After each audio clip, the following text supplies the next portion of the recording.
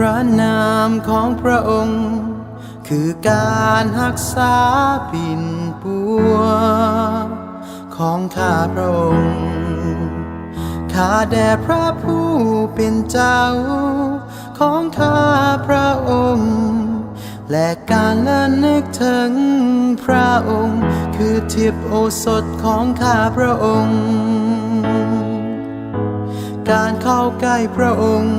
คือความหวังของข้าพระองค์และความรักที่มีต่อพระองค์นั้นคือการรักษาปิ่นปัวและช่วยเหลือข้าพระองค์ทั้งในโลกนี้และโลกหน้าคือการรักษาปิ่นปัว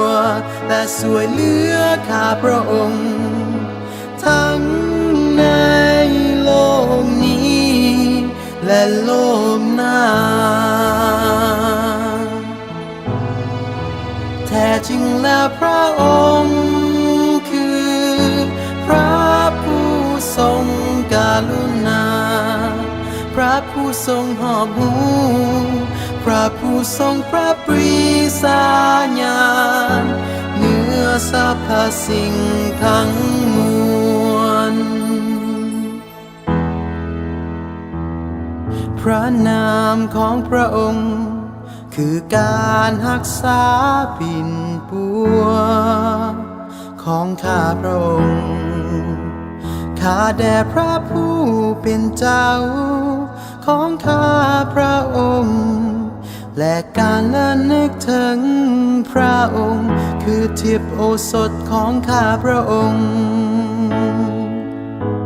การเข้าใกล้พระองค์คือความหวังของข้าพระองค์และความรักที่มีต่อพระองค์นั้นคือการรักษาปิ่นปัวและช่วยเหลือข้าพระองค์ทั้งในโลกนี้และโลกหน้าคือการรักษาปิ่นปัวและช่วยเหลือข้าพระองค์ทั้งในโลกนี้และโลกหน้า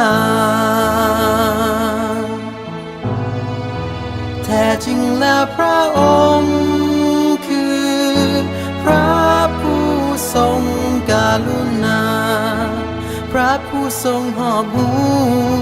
พระผู้ทรงพระปรีชาญาณเหนือสรรพสิ่งทั้ง